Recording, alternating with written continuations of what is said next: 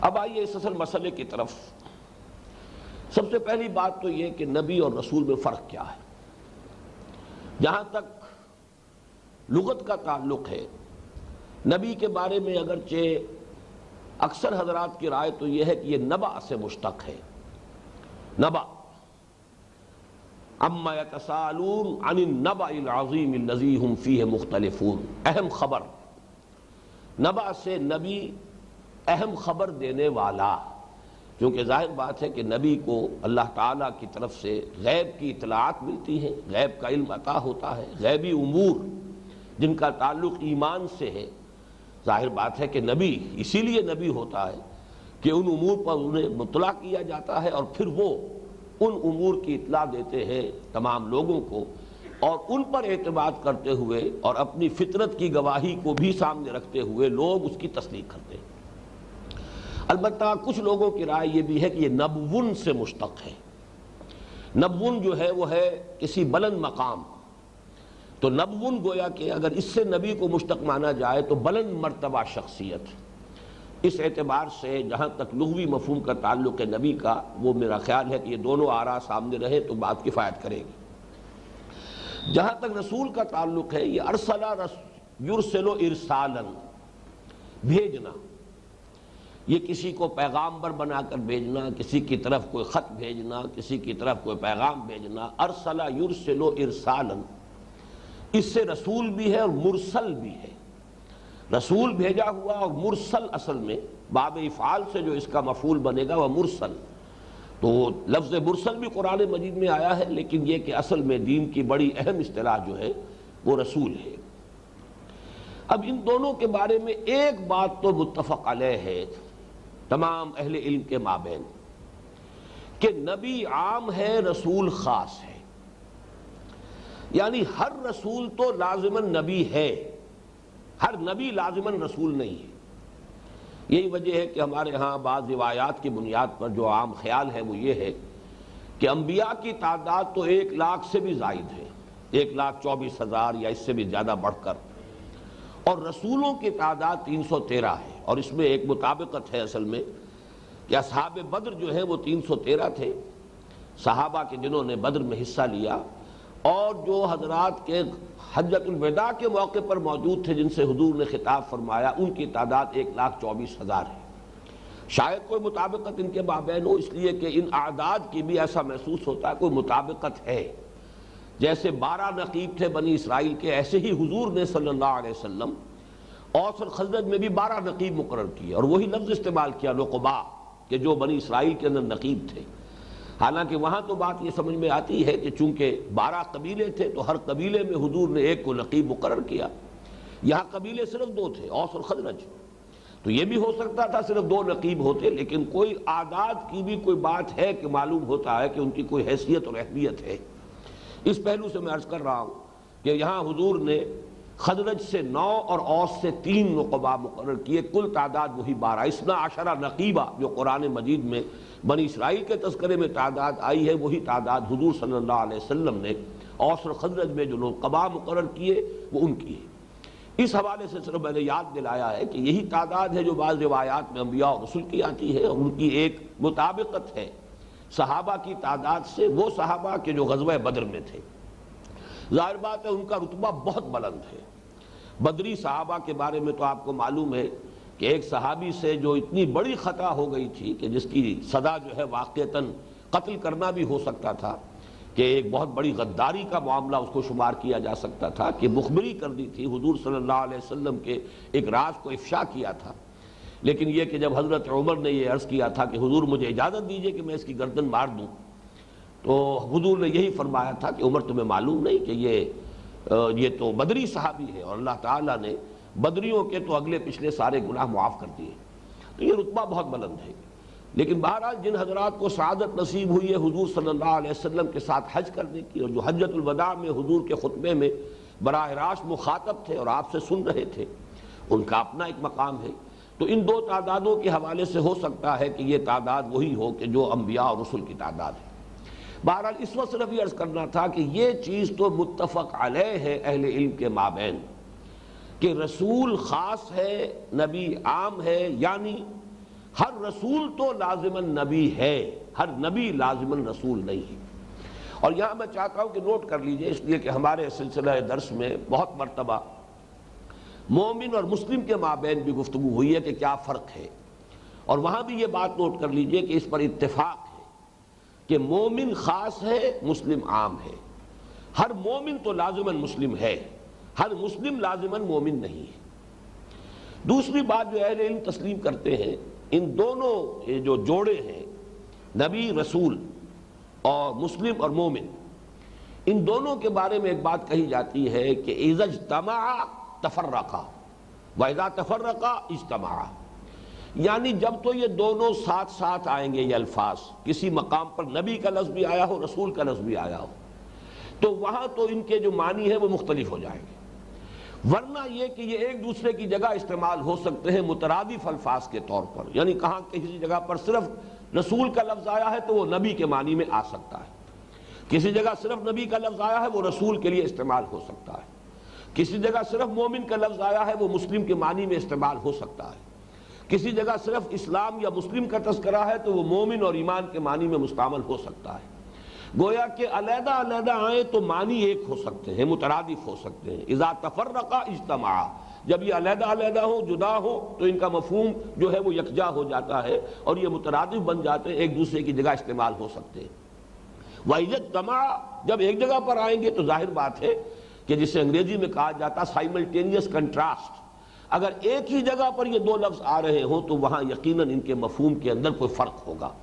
جس کے لیے بہت مشہور آیت جو ہے ایمان اور اسلام کے فرق کے ضمن میں، وہ سورہ حجرات کی آیت نمبر 14 ہے، قالت الاعراب آمنا قل لم تؤمنوا ولکن قولوا اسلمنا۔ یہ بدو دعویٰ کر رہے ہیں کہ ہم ایمان لے آئے ہیں، نبی صلی اللہ علیہ وسلم ان سے کہہ دیجئے کہ تم ہرگز ایمان نہیں لائے ہو، صرف یہ کہہ سکتے ہو کہ ہم اسلام لے آئے ہیں، ہم نے اطاعت قبول کر لی ہے، ہم مسلمان ہو گئے۔ اب یہاں ظاہر بات ہے کہ ان دونوں کے مفہوم میں یقیناً کوئی بہت بڑا فرق ہے کہ ایک شے کی نفی کی جا رہی ہے اور نفی بھی بڑی تاکید کے ساتھ، اور دوسری کا اثبات کیا جا رہا ہے۔ تو جو میں نے عرض کیا ہے اس کا خلاصہ یہ ہے کہ نبی اور رسول بھی مسلم اور مومن کے طرح کا ایک ایسا جوڑا ہے اصطلاحات قرآنی کا کہ جن میں ایک بات پر تو یہ اتفاق ہے کہ جب یہ ایک جگہ آئیں گے تو ان میں اختلاف ہو جائے گا معنی اور مفہوم میں، اور جب علیحدہ علیحدہ کہیں آئیں گے، دور آئیں گے، یکجا کوئی لفظ استعمال ہو رہا ہوگا تو یہ ایک دوسرے کی جگہ پر استعمال ہو سکتے ہیں مترادف الفاظ کی حیثیت سے۔ اور دوسرا اس پر اتفاق ہے کہ جس طرح مسلم عام ہے، مومن خاص ہے، اسی طریقے سے نبی عام ہے اور رسول خاص ہے۔ ہر رسول لازماً جو ہے نبی ہے، لیکن ہر نبی لازماً رسول نہیں۔ اس سے آگے مختلف علماء نے اپنے اپنے ذوق کے مطابق کچھ یعنی ایک تعین کرنے کی کوشش کی ہے کہ رسول کون ہوتا ہے۔ نبی تو سب ہے، جب اس پہ اتفاق ہو گیا کہ جو بھی رسول ہے وہ نبی تو ہے، لیکن یہ کہ وہ رسول ہونے کی حیثیت سے اس کی امتیازی شان کون سی، اس میں جو بات بعض حضرات نے کہی ہے وہ یہ ہے کہ جو صاحب کتاب ہے وہ رسول ہے، اور جو بغیر کسی کتاب کے ہے وہ نبی ہے۔ ایک رائے یہ کہی گئی ہے کہ جو کوئی نئی شریعت لے کر آئے وہ رسول ہے، جو کسی سابق شریعت ہی کی تجدید اور اسی کی تعمیل اور اسی کی تذکیر، اسی کی توثیق کرتے ہوئے آئے وہ صرف نبی ہے۔ لیکن یہ دونوں چیزیں جو ہے قطعاً جو ہے اس پورے معاملے کی توجیح نہیں کر پاتی، اس لیے کہ ہمیں معلوم ہے کہ حضرت مسیح علیہ السلام رسول ہیں، تعین کے ساتھ قرآن مجید میں موجود ہے رسولاً الی بنی اسرائیل، اور یہ کہ سورہ صف کی وہ آیت مبارکہ بھی یاد کیجئے، وَإِذْ قَالَ عِيسَى ابْنُ مَرْيَمَ يَا بَنِي إِسْرَائِيلَ إِنِّي رَسُولُ اللَّهِ إِلَيْكُمْ مُصَدِّقًا لِمَا بَيْنَ يَدَيَّ مِنَ التَّوْرَاةِ وَمُبَشِّرًا بِرَسُولٍ يَأْتِي مِن بَعْدِي اسْمُهُ أَحْمَدُ۔ وہ رسول ہے لیکن کوئی نئی شریعت لے کر نہیں آئے۔ شریعت موسوی جو ہے علیہ الصلاۃ والسلام در حقیقت اسی کو انہوں نے اسی کی تجدید کی ہے، اور وہ الفاظ آج بھی موجود ہے متی کی انجیل میں کہ don't think I have come to destroy law, یہ جو شریعت موسوی ہے، قانون جو ہے وہ برقرار رہے گا، اس کا ایک شوشہ بھی میں بدلنے کے لیے نہیں آیا ہوں، لیکن کتاب تو لائے ہیں، شریعت نہیں لائے۔ دوسری طرف ہمارے سامنے حضرت داؤد کی مثال ہے، انہیں کتاب تو دی گئی ہے، زبور ہے، لیکن وہ رسول نہیں ہے، صرف نبی ہے۔ اس حوالے سے یہ فرق یا یہ امتیاز جو ہے یہ اس معاملے کی پوری توجیہ نہیں کرتا۔ اب میں اس ضمن میں اپنی ایک رائے عرض کر رہا ہوں، اور اس کے ضمن میں دو باتیں ضمن میں رکھیے۔ چونکہ بہت سے معاملات ایسے ہیں کہ جنہیں کسی سادہ مثال سے سمجھنا آسان ہوتا ہے۔ ہمارے ہاں آپ کو معلوم ہے کہ جو سروسز ہیں، گورنمنٹ سروسز، ان کے کچھ کارڈرز معین ہیں۔ ایک سی ایس پی کلاس ہے، ایک پی سی ایس کلاس ہے، یہ کلاس ہے، یہ کارڈرز ہیں، یہ مراتب ہیں۔ لیکن ایک ہوتا ہے کسی سی ایس پی آفیسر کا اپوائنٹمنٹ، اسے فرض کیجئے کہ ڈی سی ساہیوال اپوائنٹ کیا گیا، اب یہ بات اس کی بالکل دوسری ہو گئی۔ اس کا جو مرتبہ ہے وہ وہی رہے گا، کارڈر وہی رہے گا، وہ سی ایس ایس یا سی ایس پی آفیسر جو ہے اس کا مرتبہ تو وہی رہے گا، چاہے پھر اس کو تبدیل کر دیا جائے، کہیں وہ کسی گورنمنٹ پروونشل یا سینٹرل گورنمنٹ میں کہیں اس کو ڈپٹی سیکریٹری لگا دیا جائے، سیکریٹری لگا ہوا ہو، کوئی اور اس کو منصب دے دیا جائے۔ تو ایک ہے منصب، جہاں نصب کیا گیا کسی کو، جہاں کسی کو اپوائنٹ کیا گیا، جہاں کوئی تعین کے ساتھ کوئی ذمہ داری اس کے سپرد کی گئی۔ ایک ہے مرتبہ۔ تو مراتب اور مناصب ان دونوں میں فرق ہے۔ مرتبہ و مقام جو ہے وہ نبوت ہے، لیکن جب نبی کسی معین قوم یا کسی معین شہر یا کسی معین علاقے یا کسی معین ملک کی طرف بھیجا جاتا ہے، اب دیکھیں یہاں اس لفظ کی مناسبت قائم ہو گئی، ارسل یرسل ارسالا، جیسے کہ حضرت موسیٰ علیہ السلام سے فرمایا گیا، وہ پہلی جو گفتگو ہوئی ہے کوہ طور پر، جبکہ وہ واپس آ رہے تھے اپنے اہل و عیال کو لے کر مدین سے اور مصر کی طرف واپسی کا سفر کر رہے تھے، اور رات کے وقت اللہ تعالیٰ نے انہیں طلب فرما لیا، وہ سارا واقعہ تفصیل سے آپ کے علم میں ہے۔ جب پہنچے ہیں وہاں پھر مخاطبہ الہی سے مشرف ہوئے ہیں، تو آخر میں جو بات کی گئی فَاذْهَبْ اذْهَبْ إِلَىٰ فِرْعَوْنَ، اب جاؤ فرعون کی طرف جاؤ۔ یہ در حقیقت جانے کا حکم جو ہے یہ ارسل یرسل ارسالا کے ساتھ قابل مطابقت رکھتا ہے۔ یہی وجہ ہے کہ ہمیشہ آپ دیکھیں گے رسولوں کے تذکرے میں وَإِلَىٰ مَدْيَنَ أَخَاهُمْ شُعَيْبًا، الہ کے ساتھ آئے گا، وَإِلَىٰ عَادٍ أَخَاهُمْ هُودًا وَإِلَىٰ ثَمُودَ أَخَاهُمْ صَالِحًا۔ تو مختلف یہ کہ الہ کے ساتھ کسی نہ کسی کی طرف تعین کے ساتھ بھیجا جائے، جیسے ابھی میں نے عرض کیا تھا سورہ بنی اسرائیل میں فرمایا حضرت عیسیٰ کے لیے رسولاً إِلَىٰ بنی اسرائیل، تعین کے ساتھ۔ یہ تعین ہے کہ بنی اسرائیل کی طرف رسول بنا کر بھیجے گئے۔ تو گویا کہ نبوت ایک مرتبہ ہے، ایک مقام ہے،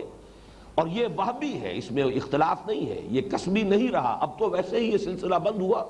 ختم نبوت محمد الرسول اللہ صلی اللہ علیہ وسلم پر واقع ہو چکا یہ واقعہ، اب وہ کھڑکی بند ہو گئی وحی کی، وحی نبوت کا سلسلہ بند ہو گیا ہمیشہ کے لیے۔ لیکن جب تک یہ سلسلہ جاری تھا اس وقت تک بھی اس میں کسب کو دخل نہیں تھا، بلکہ یہ اللہ تعالیٰ کا اپنا چوائس تھا، اللہ تعالیٰ جس کو چاہتا تھا اللہ تعالیٰ کی طرف سے وہبی طور پر یہ مرتبہ عطا ہو جاتا تھا کہ اس پر وحی نازل ہو رہی ہے، اللہ نے اسے چن لیا ہے۔ ان اللہ اصطفیٰ آدم و نوحا وآل ابراہیم وآل عمران علی العالمین۔ لیکن یہ ہے کہ اس کے بعد اب اگر نبوت پر فائز ہونے کے بعد، اس مرتبے کے حصول کے بعد اگر اسے کوئی اپوائنٹمنٹ لیٹر نہیں ملا، کسی معین قوم کی طرف نہیں بھیجے گئے،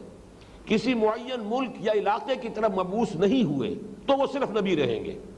لیکن اگر کسی معین علاقے، معین قوم، معین ملک کی طرف انہیں بھیج دیا گیا تعین کے ساتھ، تو اب وہ رسول ہیں۔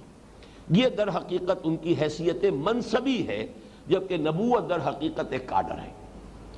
اس کو یوں سمجھیے اب کہ یہی وجہ ہے کہ نبی کی حیثیت بالعموم جب آپ قرآن مجید میں مطالعہ کریں گے تو مثلا حضرت یوسف علیہ السلام وہ نبی ہے، رسول نہیں ہے، لہذا انہوں نے کہیں بھی یہ مطالبہ نہیں کیا کہ میری اطاعت کرو، لازماً مجھ پر ایمان لاؤ۔ رسول کا پہلا مطالبہ یہ ہوتا ہے کہ مجھے مانو اور مجھ پر ایمان لاؤ اور میری اطاعت کرو۔ ان اعبدوا اللہ واطیعون، بالکل برابر کی بات، اللہ کی بندگی کرو، اور میں اللہ کے نمائندے کی حیثیت سے جب تمہاری طرف مبعوث کیا گیا ہوں تو اب تمہیں میری اطاعت کرنی ہوگی۔ یہ سورہ شعراء میں خاص طور پر آپ پڑھیں گے تو ایک ایک رسول کے بارے میں ان اعبدوا اللہ واطیعون، یہ اطیعون کا جو تقاضا ہے اور مطالبہ ہے یہ لازمی ہے رسول کی طرف سے، جبکہ نبی کی طرف سے نہیں۔ نبی نے حضرت یوسف علیہ السلام نے اس وقت کا جو بادشاہ تھا اس سے یہ مطالبہ نہیں کیا کہ تم ذمہ داری مجھے سونپنا چاہتے ہو، اپنا مجھے جو ہے مقرب بنانا چاہتے ہو، مصاحب بنانا چاہتے ہو تو پہلے مجھ پر ایمان لاؤ، قطعاً اس کا ذکر موجود نہیں،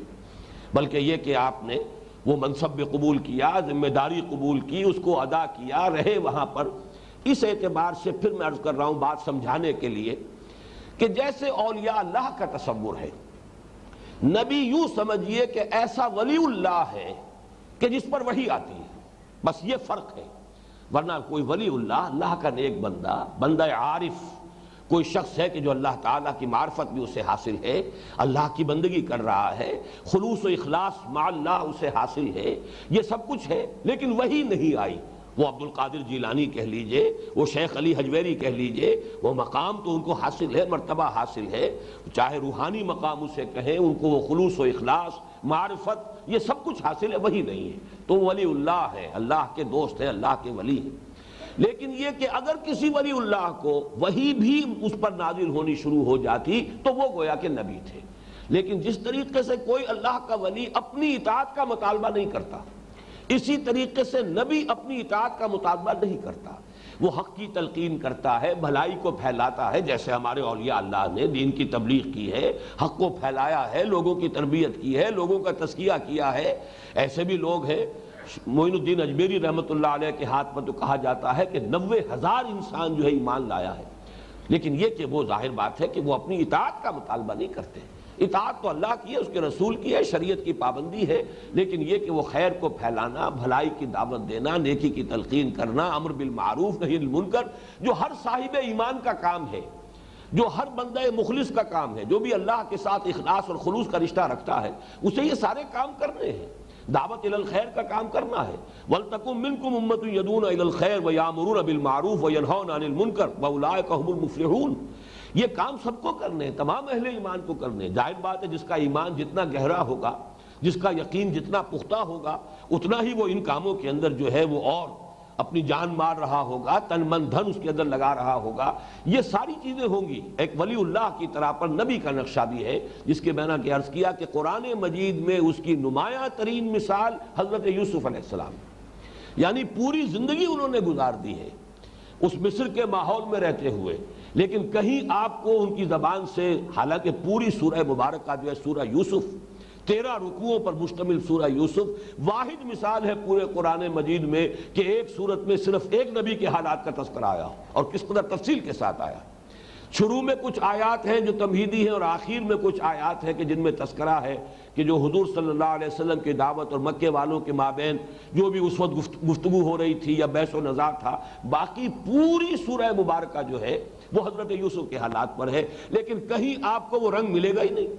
ان اعبدوا اللہ واطیعون، میری اطاعت کرو، مجھ پر ایمان لاؤ، اس کا مطالبہ نہیں۔ گویا کہ ایک اللہ کے ولی کی حیثیت سے، نیک انسان کی حیثیت سے، ایک نیک سرشت انسان کی حیثیت سے، لوگوں کے مخلص انسان کی حیثیت سے، لوگوں کی بھلائی کے لیے کام کرنے والا اور ہدایت کی طرف بلانے والا۔ یہ تو بات کا مرحلہ تو چھوڑ دیجئے، جبکہ ابھی جیل میں تھے تو دعوت و تبلیغ تو کر رہے ہیں۔ یا صاحبی السجن ارباب متفرقون خیر ام اللہ الواحد القہار، یہ ساری تبلیغ بھی ہو رہی ہے، لیکن یہ نہیں کہا مجھ پر ایمان لاؤ، یہ نہیں کہا کہ مجھے مانو، میری اطاعت کرو۔ تو یہ فرق ہے اصل میں نبی اور رسول کے مابین۔ نمبر ایک، نبی ایک مرتبہ ہے، رسالت ایک منصب ہے۔ رسالت میں چونکہ معین علاقہ، معین قوم، معین ملک کی طرف کسی کو بھیجا جاتا ہے اللہ کے نمائندے کی حیثیت سے، لیکن یہ کہ اگر اس کے بغیر ہے، وہ جیسے کہ معاشرے میں کوئی نیک انسان رہ رہا ہے، اس سے نیکی پھیلے گی، بھلائی جو ہے اس سے ماحول کے اندر ممتد ہوگا، لیکن یہ کہ اس کا وہ مطالبہ نہیں ہوتا کہ اطیعون، میری اطاعت کرو۔ یہ معاملہ رسولوں کا ہوتا ہے، نبی کا نہیں ہوتا۔ اب اسی سے متعلق بات یہ ہے کہ جب رسول اللہ کے نمائندے کی حیثیت سے کسی قوم کی طرف بھیجا گیا، اب گویا کہ اس کو وہ مقام حاصل ہو گیا ہے کہ اس کی بے عزتی گویا کہ اللہ کی بے عزتی ہے، اس کے خلاف اقدام اللہ کے خلاف اقدام ہے۔ اس حوالے سے اس کی بھی میں چاہتا ہوں کہ مثال سے بات کو سمجھ لے کہ کوئی شخص بڑے سے بڑا شہری پاکستان کا ہو، وہ ایک شہری ہے، سٹیزن ہے، وہ برطانیہ گیا ہے، وہ ایک عام یوں سمجھیے وزٹر کی حیثیت سے، بہرحال برطانوی حکومت کی جو بھی ذمہ داریاں ہیں، جو بھی اس کے ہاں وزٹرز ہوں ان کے ضمن میں، وہ پوری کی جائیں گی۔ لیکن ایک ہے حکومت پاکستان کا سفیر۔ اب اس سفیر کو جو مقام حاصل ہوتا ہے، آپ کو معلوم ہے کہ وہ تو جو سفارت خانہ ہے، وہ در حقیقت اس ملک کا اپنا جو ہے علاقہ سمجھا نہیں جاتا کہ جس ملک کے اندر وہ سفارت خانہ قائم ہے، بلکہ وہ تو انکلیو ایک ایسا ہے کہ گویا کہ ایک دوسرے ملک کی وہاں پر عملداری ہے، اور اس اپنے ملک کی عملداری نہیں ہے، اس کا قانون وہاں پر نافذ نہیں ہوتا، اور سفیر کی بے عزتی در حقیقت اس ملک کی بے عزتی ہے۔ سفیر ہی کا تو قتل ہوا تھا، جس کے بعد جن کو شہید کیا گیا حضور صلی اللہ علیہ وسلم کے ایک جو نامہ مبارک لے کر گئے تھے شاہ غسان کی طرف، ان کو شہید کر دیا گیا، اور اس کے بعد حضور صلی اللہ علیہ وسلم نے فوج کشی کی۔ اسے گویا کہ ایک اعلان جنگ آپ نے سمجھا ہے۔ جنگ موتا جو ہوئی ہے موتا، وہ در حقیقت اس بنا پر ہوئی ہے کہ حضور کے ایک نامہ بر کو شہید کر دیا گیا۔ باقی یہ کہ اور جن لوگوں نے اگرچہ شہنشاہ ایران نے الفاظ تو استعمال کیے اہانت آمیز حضور کے لیے بھی، اور سلوک اس کا اچھا نہیں تھا، لیکن بہرحال اس نے سفیر کو قتل نہیں کیا۔ لیکن یہاں چونکہ قتل کر دیا گیا، ان کو شہید کر دیا گیا، اب اس کو گویا کہ اعلان جنگ متصور کیا حضور نے صلی اللہ علیہ وسلم، اور آپ نے فوج کشی کی۔ تو اس حوالے سے سمجھ لیجئے کہ جیسے سفیر کا رتبہ ہے کہ اس کے خلاف اقدام، اس حکومت کے خلاف اقدام ہے کہ جس کا وہ سفیر ہے، بالکل یہی معاملہ ہے رسول کا۔ رسول کے لیے یہ کہ اس کی حفاظت کا ذمہ اللہ لیتے ہیں، اور اللہ تعالیٰ کا ایک مستقل قاعدہ ہے، قانون ہے، اور یہ قانون بھی جیسا کہ میں نے بارہا عرض کیا ہے کہ اہم مضامین قرآن مجید میں دو جگہ ضرور آتے ہیں، تو دو مقامات پر تو بہت ہی صراحت کے ساتھ یہ آئے ہیں۔ سورہ مجادلہ کی آیت نمبر 21 دیکھیے، یہ بہت اہم ہے آیت، کتب اللہ لأغلبن انا ورسلی۔ اب دیکھیے اس میں جو میں نے پڑھا بھی اسی انداز میں ہے تاکہ اس میں جو جلال ہے وہ پورے طور سے واضح ہو جائے۔ کتب اللہ، اللہ نے لکھ دیا ہے، اور یہ لکھ دینا قرآن مجید کی اصطلاح قطعی بات ہے، اب یہ طے شدہ معاملہ ہے، اس میں کسی شک و شبے کی گنجائش نہیں۔ کتب اللہ لأغلبن انا ورسلی، اللہ نے لکھ دیا ہے، طے کر دیا ہے، اس کا قطعی فیصلہ ہے، لازماً غالب آؤں گا میں اور میرے رسول۔ اب یہاں دیکھیے رسولوں کو جس طرح اپنی ذات کے ساتھ اٹیچ کیا ہے، یہاں بھی لفظ رسول ہے، نبی نہیں ہے۔ اب میں چاہتا ہوں کہ یہ ظاہر بات ہے کہ قرآن مجید میں جب الفاظ کا انتخاب ہوتا ہے اور استعمال کیے جاتے ہیں الفاظ، تو ان میں یقیناً حکمت ہے۔ اسی طریقے سے اب دوسری جگہ دیکھیے، یہ سورہ صافات کی آیات 171 تا 173 تین آیات ہیں، یہاں وہ قانون جو ہے مزید وضاحت کے ساتھ اور شرح و بسط کے ساتھ آیا ہے۔ وَلَقَدْ سَبَقَتْ كَلِمَتُنَا لِعِبَادِنَا الْمُرْسَلِينَ، ہمارا یہ فیصلہ، ہمارا یہ کلمہ، یہ تو طے پا چکا ہے، پہلے ہی سبقہ، پہلے ہی سے طے شدہ ہے، یہ کوئی آج کی بات نہیں ہے۔ وَلَقَدْ سَبَقَتْ كَلِمَتُنَا، ہماری یہ بات بہت پہلے سے طے شدہ ہے، طے پائی ہوئی ہے، بہت پہلے ہی اس کا فیصلہ ہو چکا ہے ہمارے ان بندوں کے حق میں کہ جن کو رسول بنایا جائے۔ وَلَقَدْ سَبَقَتْ كَلِمَتُنَا لِعِبَادِنَا الْمُرْسَلِينَ، اب یہاں پر وہ مرسل آ گیا ہے، ارسلہ یرسل ارسالاً سے باب افعال میں جو مفعول بنے گا وہ مرسل ہے۔ وَلَقَدْ سَبَقَتْ كَلِمَتُنَا لِعِبَادِنَا الْمُرْسَلِينَ إِنَّهُمْ لَهُمُ الْمَنْصُورُونَ، یقیناً وہ ہوں گے جن کی مدد کی جائے گی، اللہ تعالیٰ ان کی مدد فرمائے گا۔ اگر کوئی ایسا مرحلہ آ جائے گا کہ کوئی قوم جو ہے جس طرح رسول کو بھیجا گیا ہو وہ اپنے رسول کی جان کے درپے ہو جائے تو نصرت آ کر رہے گی۔ اللہ کا یہ وعدہ آپ دیکھیے، ان، یہ کلمہ تاکید ہے، انہم لا، لام پھر دوبارہ تاکید کے لیے، انہم لہم المنصورون، اور ہم جو آیا ہے حصر کے طور پر اور پھر تاکید کے لیے، تو تاکید کے کتنے اسلوب جمع کر دیے گئے۔ وَلَقَدْ سَبَقَتْ كَلِمَتُنَا لِعِبَادِنَا الْمُرْسَلِينَ إِنَّهُمْ لَهُمُ الْمَنْصُورُونَ وَإِنَّ جُنْدَنَا لَهُمُ الْغَالِبُونَ، اور یقیناً ہمارا لشکر جو ہے وہ لازماً غالب آ کر رہیں گے، ہمارا لشکر جو ہے وہ ہم ہیں اور ہمارے رسول ہیں۔ كَتَبَ اللَّهُ لَأَغْلِبَنَّ أَنَا وَرُسُلِي، لکھ دیا ہے اللہ نے کہ میں اور میرے رسول غالب رہیں گے، اور یہ اس کی وضاحت تین آیات میں یہاں ہو گئی۔ وَلَقَدْ سَبَقَتْ كَلِمَتُنَا لِعِبَادِنَا الْمُرْسَلِينَ إِنَّهُمْ لَهُمُ الْمَنْصُورُونَ وَإِنَّ جُنْدَنَا لَهُمُ الْغَالِبُونَ۔ اب ایک اور بات نوٹ کر لیجئے، ایک سورہ قمر میں حضرت نوح علیہ السلام کی فریاد نقل کی گئی کہ ان کی جو فریاد تھی جبکہ وہ مغلوب ہونے لگے، قوم گویا کہ ان کے خلاف کوئی دسترازی کرنے والی تھی، تو انہوں نے جو فریاد کی ہے، یہ سورہ قمر کی آیت نمبر 10 ہے، فَدَعَا رَبَّهُ أَنِّي مَغْلُوبٌ فَانْتَصِرْ، اس نے پکارا اپنے رب کو، اے پروردگار میں تو مغلوب ہوا چاہتا ہوں، پس انتقام لے۔ یہ فا جو ہے یہاں پر یہ اسی قانون کا تقاضا ہے. حضرت نوح علیہ السلام اللہ کے اسی قانون کو انووک کر رہے ہیں. اے اللہ تیرا مستقل قانون ہے، تیرا مستقل قاعدہ ہے، اس لیے کہ وَلَقَدْ سَبَقَتْ كَلِمَتُنَا، ہماری یہ بات پہلے سے طے شدہ ہے، ہمارا یہ اصول اور قانون جو ہے پہلے ہی سے طے شدہ ہے. اس قانون کے حوالے سے فریاد ہو رہی ہے. فَدَعَا رَبَّهُ أَنِّي مَغْلُوبٌ فَانْتَصِرْ، تو اس نے پکارا اپنے رب کو کہ اے پروردگار میں تو مغلوب ہوا چاہتا ہوں، مجھ پر تو یہ غالب آ رہے ہیں، پس تو انتقام لے. یہ گویا کہ اس قانون کے تحت ہی اسی کی ایک اپلیکیشن کی ایک مثال ہے جو یہاں آ گئی. اب میں چاہتا ہوں کہ قرآن مجید کے ان مقامات کا ذرا مطالعہ کریں جہاں قطعیت کے ساتھ رسولوں کے یا انبیاء کے قتل کا ذکر ہے، کہ وہاں کیا لفظ آئے. یہ قطعیت کا لفظ میں اس لیے استعمال کر رہا ہوں کہ وہ دونوں آیتیں کہ جن کا میں نے حوالہ شروع میں دیا ہے، یعنی سورہ بقرہ کی آیت نمبر 87 اور سورہ مائدہ کی آیت نمبر 70، ان دونوں میں فعل مضارع استعمال ہوا ہے رسولوں کے قتل کے ضمن میں. تقتلون یقتلون، اور فعل مضارع میں قطعیت نہیں ہوتی. یہ بات جو ہے نحو کا ایک قاعدہ ہے کہ فعل ماضی جو ہے کسی شے کی قطعیت حتمیت ہونے کے لیے، اسی لیے چاہے مستقبل کی بات ہو لیکن یہ کہ اگر قطعی ہے، حتمی ہے، یقینی ہے تو اسے فعل ماضی میں لے آئیں گے. ماضی میں کسی شے کا بیان ہونا نہ صرف یہ کہ اس کے زمانہ ماضی میں اس فعل کے صدور کا اظہار کرتا ہے، بلکہ کسی شے کے قطعی، یقینی اور بالکل حتمی ہونے پر بھی دلالت کرتا ہے. اور یہ بات معقول اور منطقی ہے،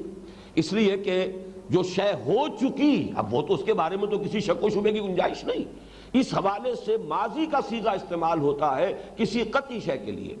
لیکن مضارع، فعل مضارع جو ہے اس میں کسی شے کا گویا کہ اس طرح کا تذکرہ آتا ہے جیسے کوئی چیز جاری ہو، چل رہی ہو، حال ہے یا مستقبل ہے. ایک تو یہ کہ اس کے اندر یہی قطعیت نہیں ہے، تو اس حوالے سے میں نے یہاں لفظ استعمال کیا قطعی. جہاں پر قتل کا تذکرہ ہے انبیاء اور رسول کا، وہاں آپ دیکھیں گے کہ ہمیشہ لفظ نبی آیا ہے، رسول نہیں آیا. اس کے لیے میں چاہتا ہوں کہ یہ آیات آپ کے سامنے آئے. سب سے پہلے سورہ بقرہ کی آیت نمبر 61، اور یہ ہم پڑھ چکے ہیں. وَضُرِبَتْ عَلَيْهِمُ الذِّلَّةُ وَالْمَسْكَنَةُ وَبَاءُوا بِغَضَبٍ مِّنَ اللَّهِ ذَلِكَ بِأَنَّهُمْ كَانُوا يَكْفُرُونَ بِآيَاتِ اللَّهِ وَيَقْتُلُونَ النَّبِيِّينَ بِغَيْرِ الْحَقِّ ذَلِكَ بِمَا عَصَوْا وَكَانُوا يَعْتَدُونَ.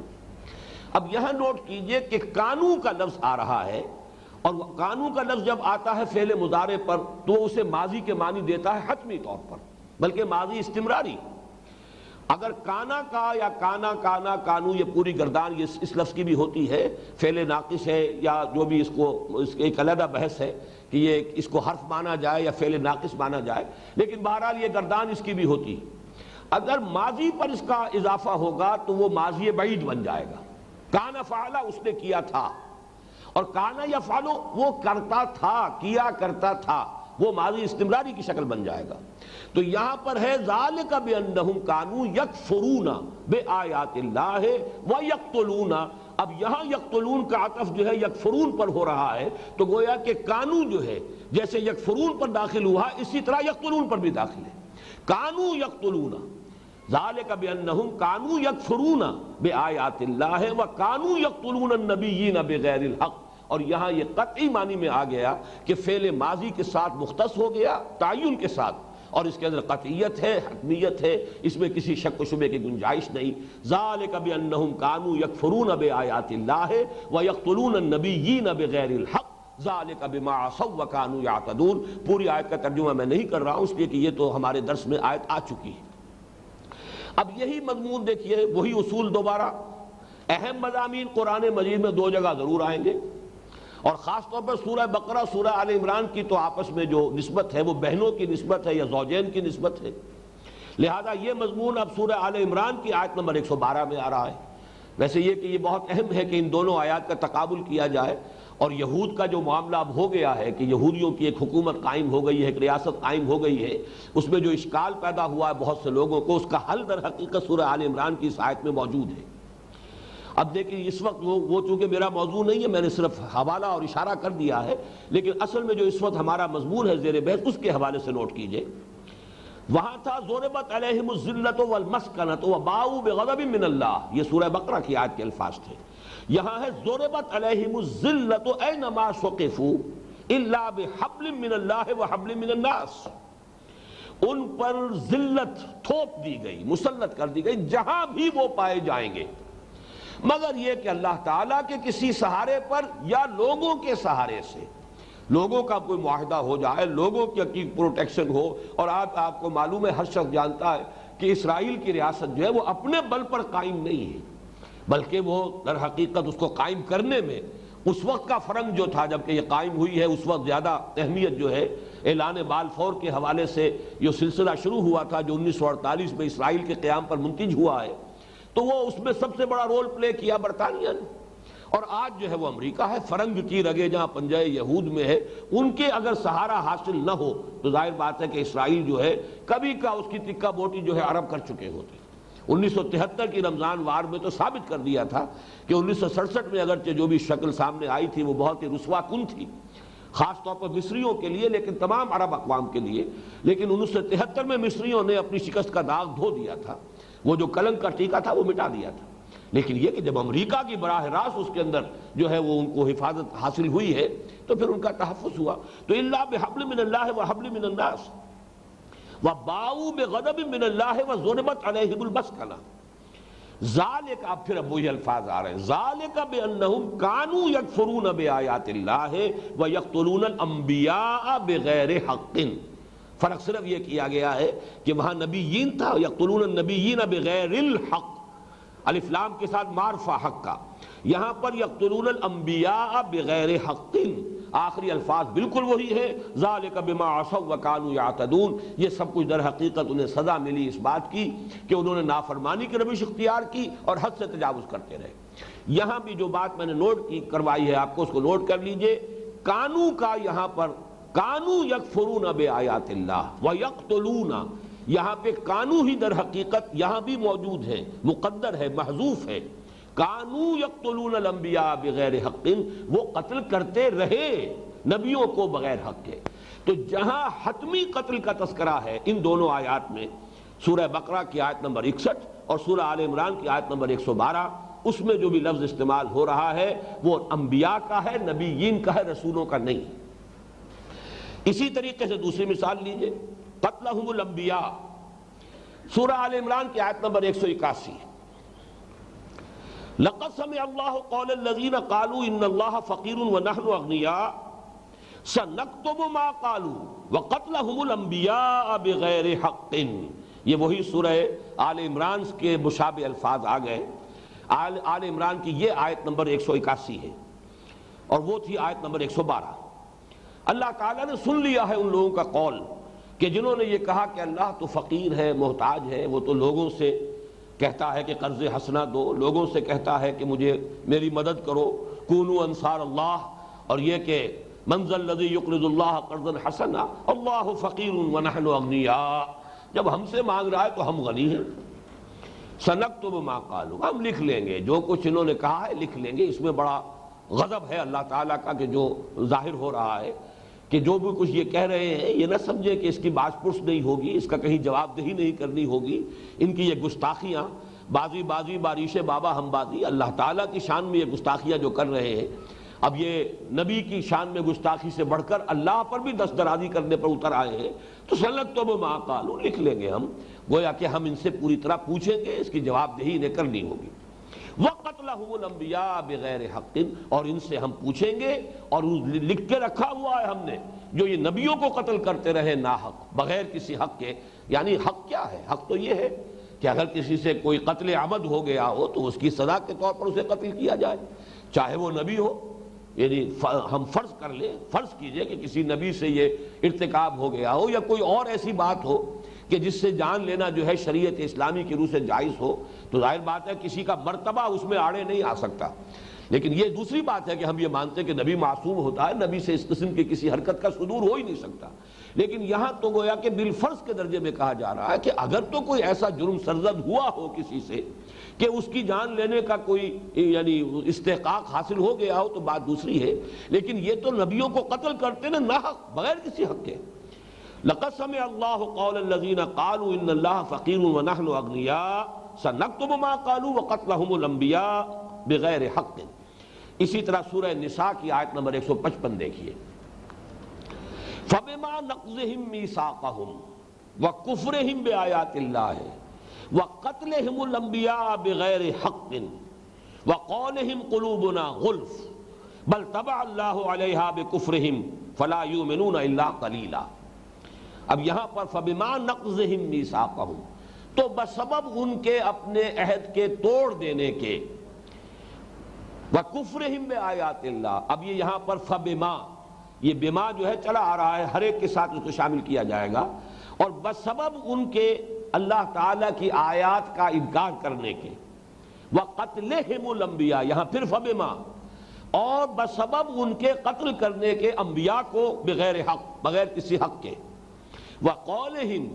اور بسبب ان کے اس قول کے کہ قلوبنا غلف، یہ ہمارے پچھلے درس میں بھی،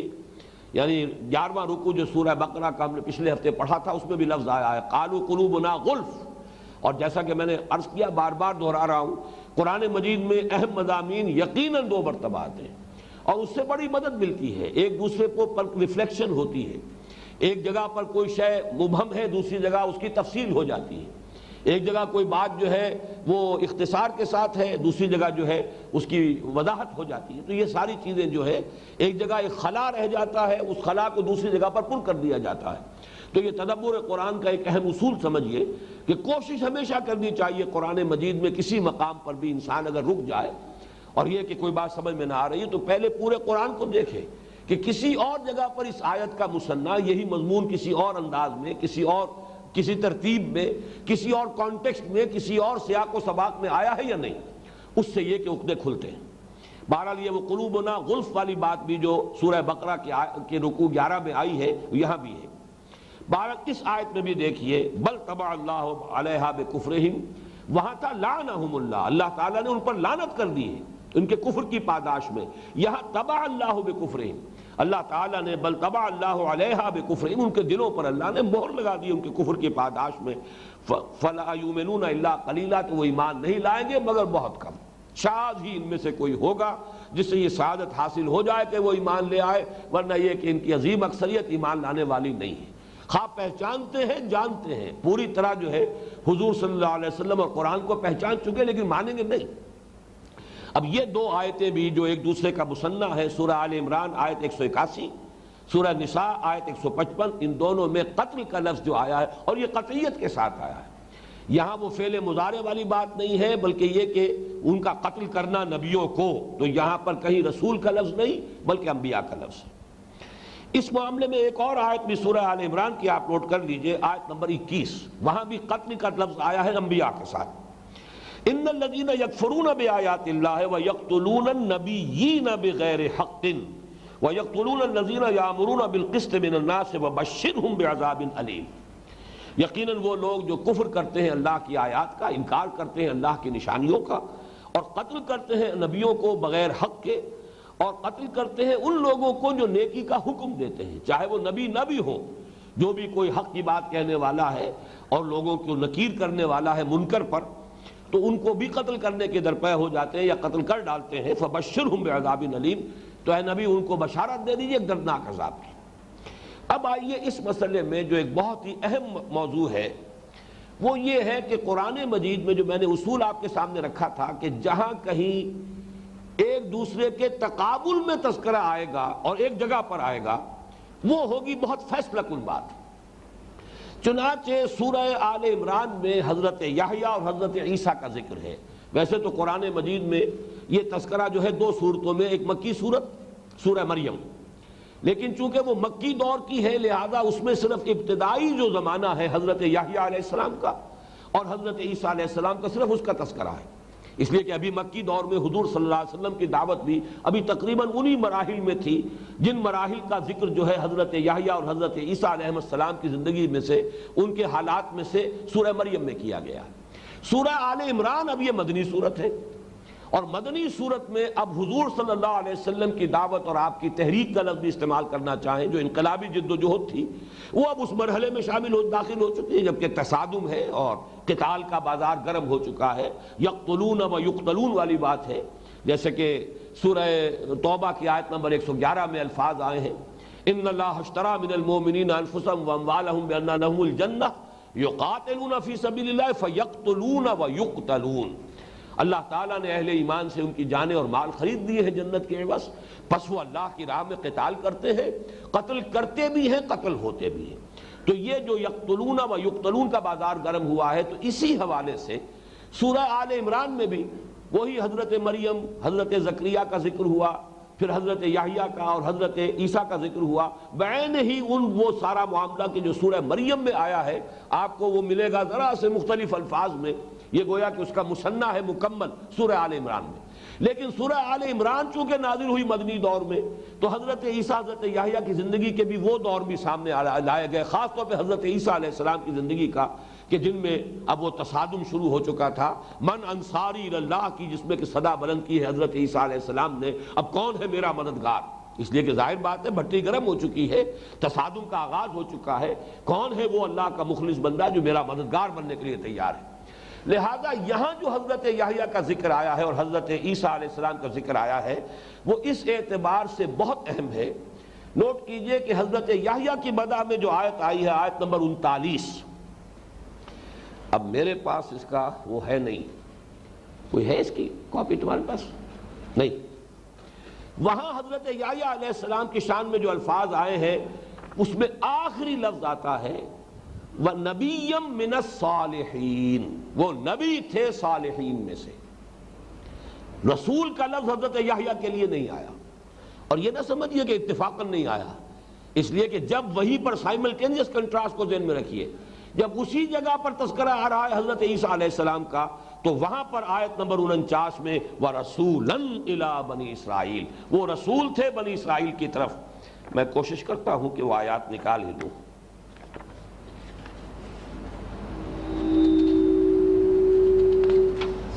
بارے میں آیا ہے فَنَادَتْهُ الْمَلَائِكَةُ وَهُوَ قَائِمٌ يُصَلِّي فِي الْمِحْرَابِ أَنَّ اللَّهَ يُبَشِّرُكَ بِيَحْيَىٰ، حضرت زکریا علیہ السلام نے چونکہ دعا کی تھی پروردگار مجھے اولاد عطا فرما، اولاد نرینہ عطا فرما، جب اس لڑکی پر حضرت مریم پر تیرا اتنا کرم ہے، تیرا اتنا فضل ہے، تو نے اسے اتنا نوازا ہے، اتنی سعادت، اتنی نیکی، تو مجھے بھی پروردگار ایسی اولاد عطا فرما۔ تو وہاں پر اب جب جواب دیا گیا فَتَقَبَّلَهَا رَبُّهَا بِقَبُولٍ حَسَنٍ وَأَنبَتَهَا نَبَاتًا حَسَنًا، یہ حضرت مریم کا تذکرہ ہے۔ لیکن اس کے بعد كُلَّمَا دَخَلَ عَلَيْهَا زَكَرِيَّا الْمِحْرَابَ وَجَدَ عِندَهَا رِزْقًا قَالَ يَا مَرْيَمُ أَنَّىٰ لَكِ هَٰذَا قَالَتْ هُوَ مِنْ عِندِ اللَّهِ إِنَّ اللَّهَ يَرْزُقُ مَن يَشَاءُ بِغَيْرِ حِسَابٍ۔ جب کبھی حضرت زکریا علیہ السلام حضرت مریم کے پاس جاتے تھے، وہ چونکہ اکثر و بیشتر معتکف ہوتی تھی کسی حجرے میں ہیکل کے، وہاں جاتے تھے تو دیکھتے تھے کہ ان کے پاس رزق ہے۔ اس کے دو مفہوم کیے گئے ہیں کہ بغیر موسم کے میوے موجود ہیں، وہاں کہیں پورے شہر میں کہیں آس پاس وہ میوہ نہیں ہے، پھل نہیں ہے، اور وہاں ان کے پاس موجود ہیں۔ یہ تو ظاہر پر جنہوں نے اس کو محمول کیا ہے انہوں نے میوہ جس معنی میں کہ یہ میوے اور پھل ہوتے ہیں، اور کچھ لوگوں نے تعویل یہ کی ہے کہ حکمت کی بات، یہ رزق جو ہے، فہم، تفقہ، یہ بہت بڑا رزق ہے جو اللہ تعالیٰ کی طرف سے کسی کو عطا ہو جائے۔ جیسے کہ سورہ واقعہ میں بھی آیا ہے تَجْعَلُونَ رِزْقَكُمْ أَنَّكُمْ تُكَذِّبُونَ، تم نے اپنا نصیب یہ ٹھہرا لیا ہے کہ تم قرآن کو جھٹلا رہے ہو۔ تو یہاں رزق جو ہے یہ کوئی کھانے پینے کی چیزوں کے بارے میں نہیں آیا، تو دوسرا مفہوم یہ لیا گیا۔ دونوں کے اعتبار سے جب انہوں نے دیکھا کہ اس مریم پر اللہ تعالیٰ کی یہ عنایتیں ہیں اور اسی طریقے سے اللہ نے اسے نوازا ہے، تو وہاں ہنالک دعا زکریا ربہ، اسی وقت ہنالک دیئر اینڈ دین، اسی وقت جو ان کی طبیعت کے اندر یہ کیفیت پیدا ہوئی، فوراً اسی وقت انہوں نے دعا کی، پکارا اپنے رب کو، قال رب حب لی من لدنک ذریۃ طیبہ انک سمیع الدعاء، پروردگار مجھے بھی ایسی ہی پاکیزہ اولاد عطا فرما، مجھے ایسی اولاد عطا فرما جو بہت پاک باز ہو، پاک سرشت ہو، یقیناً تو دعا کا سننے والا ہے۔ حالانکہ نہایت بوڑھے ہو چکے تھے، جس کی تفصیل سورہ مریم میں ہے، اور ان کی اہلیہ ساری عمر بانجھ رہی تھی، لیکن اس کے باوجود بہرحال اللہ تعالیٰ سے دعا کرنے میں کوئی شے مانع نہیں ہوتی، اس لیے کہ یہ اسباب جو ہیں دنیاوی اور مادی، یہ اللہ کے قبضہ قدرت میں ہے، اللہ تعالیٰ ان اسباب کا پابند نہیں ہے۔ فَنَادَتْهُ الْمَلَائِكَةُ وَهُوَ قَائِمٌ يُصَلِّي فِي الْمِحْرَابِ، تو پکارا انہیں فرشتوں نے جبکہ وہ کھڑے ہوئے تھے اپنے محراب میں، اپنے حجرے میں، اور نماز پڑھ رہے تھے، أَنَّ اللَّهَ يُبَشِّرُكَ بِيَحْيَىٰ، اب یہاں سے حضرت یحییٰ کی مدح شروع ہو رہی ہے کہ اللہ آپ کو بشارت دیتا ہے، آپ کی دعا قبول ہو گئی تو مبارکباد ہو کہ اللہ تعالیٰ نے آپ کی دعا کو قبول فرمایا، اور اللہ تعالیٰ کی طرف سے ہم بشارت دے رہے ہیں۔ نادت الملائکۃ وہو قائم یصلی فی المحراب ان اللہ یبشرک بیحییٰ مصدقا بکلمۃ من اللہ،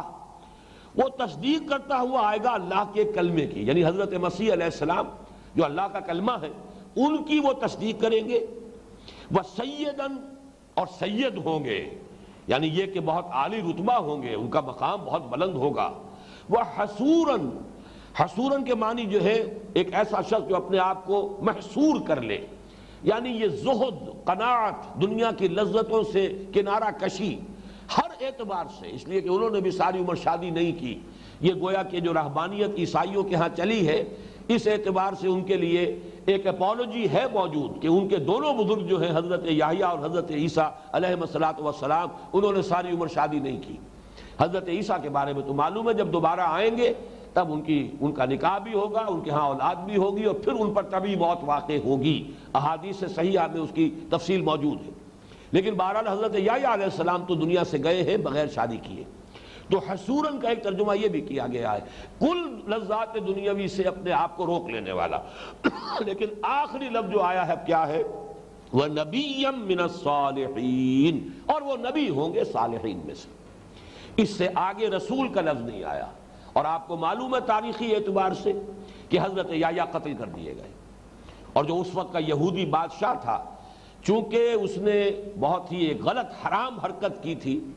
غالباً اگر میری یادداشت دھوکہ نہیں کھا رہی ہے تو اپنی بہن کو اپنے نکاح میں لیا ہوا تھا، اس پر حضرت یحییٰ علیہ السلام نے بہت شدید تنقیدیں کی۔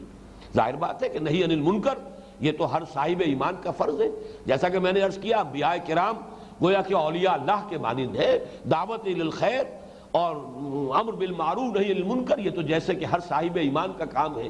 تو جو اللہ کا ولی ہے اور جو اس درجے صاحب ایمان ہے اس کے لیے تو لازم ہے کہ وہ کرے گا، تنقید کرے گا۔ اسی تنقید کا پھر یہ نتیجہ نکلا کہ ایک رقاصہ کی فرمائش پر وہ جیل میں تھے اور وہاں ان کا سر قلم کر کے اور ایک تشت میں رکھ کر اس کے سامنے پیش کر دیا گیا، نبی من الصالحین۔ لیکن اب اسی صورت میں دیکھیے کہ حضرت عیسیٰ علیہ السلام کا تذکرہ آتا ہے۔ جب حضرت عیسیٰ علیہ السلام کو یہ آیات اب آپ نوٹ کر لیجئے 45 سے 49 تک، اذ قالت الملائکۃ یا مریم ان اللہ یبشرک بکلمۃ منہ اسمہ المسیح عیسی ابن مریم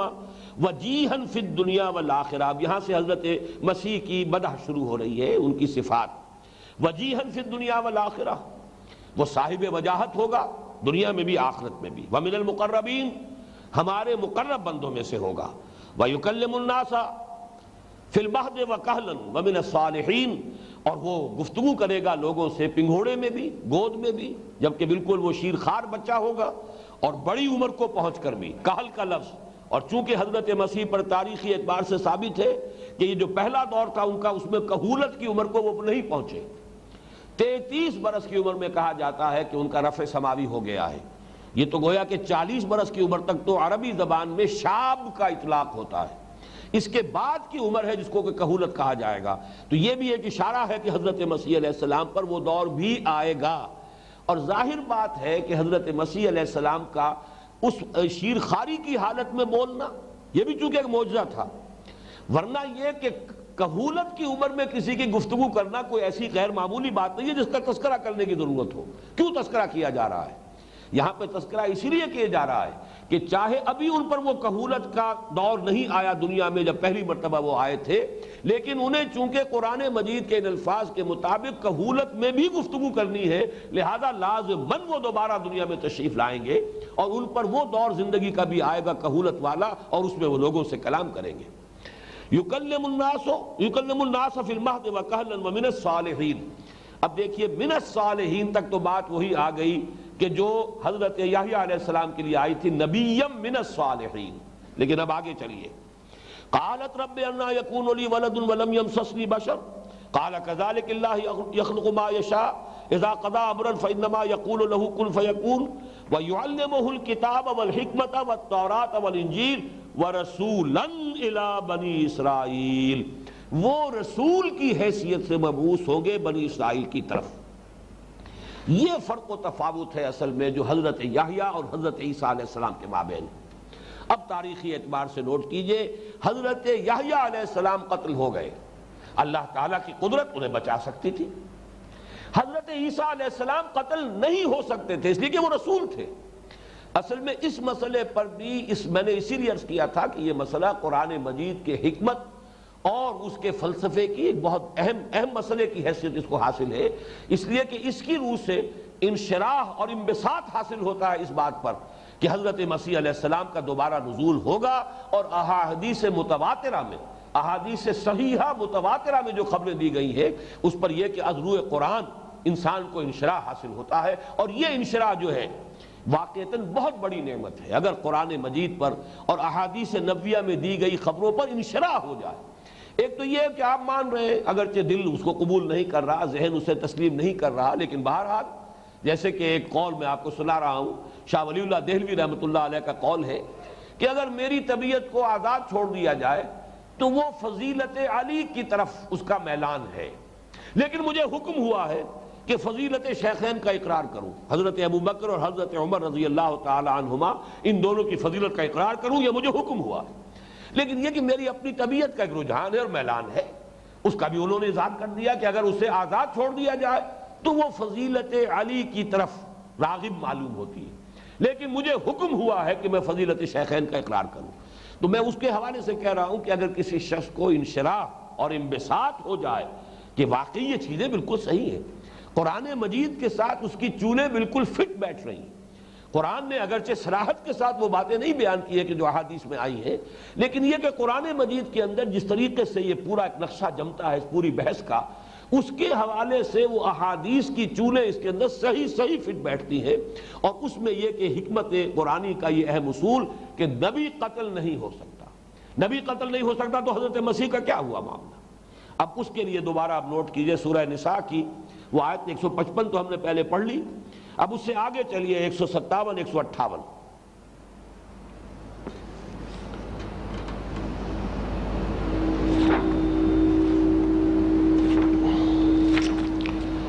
معافی چاہتا ہوں، مجھے اس نشانات لگا کے لانے چاہیے تھے۔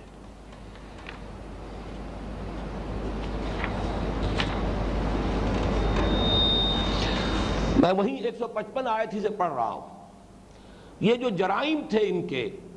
یہودیوں کے، فَبِمَا نَقْضِهِمْ مِيثَاقَهُمْ وَكُفْرِهِمْ بِآيَاتِ اللَّهِ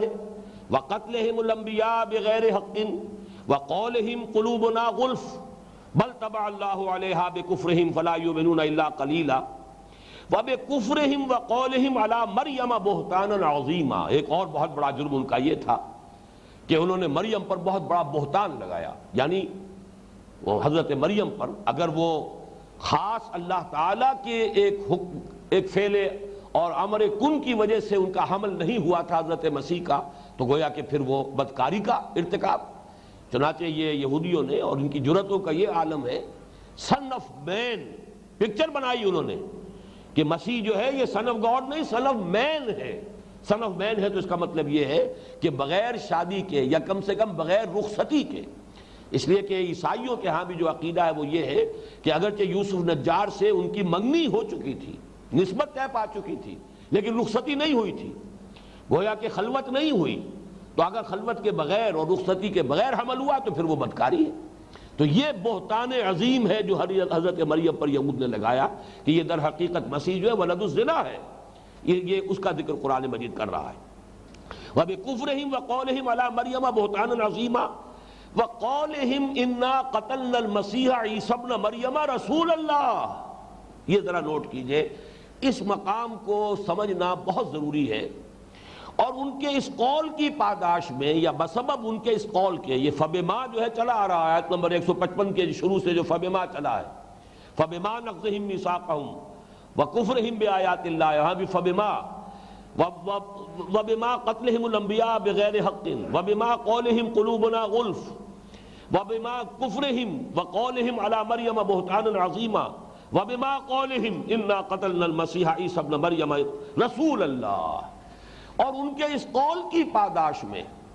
کہ انہوں نے کہا ہم نے قتل کیا ہے عیسیٰ ابن مریم کو، اللہ کے رسول کو۔ اب یہاں نوٹ کیجئے، یہ رسول اللہ کے جو الفاظ یہاں آئے ہیں یہ ہرگز یہود کا قول نہیں ہو سکتے، اس لیے کہ اگر انہوں نے رسول اللہ مانا ہوتا وہ تو سارا جھگڑا ہی ختم تھا۔ پھر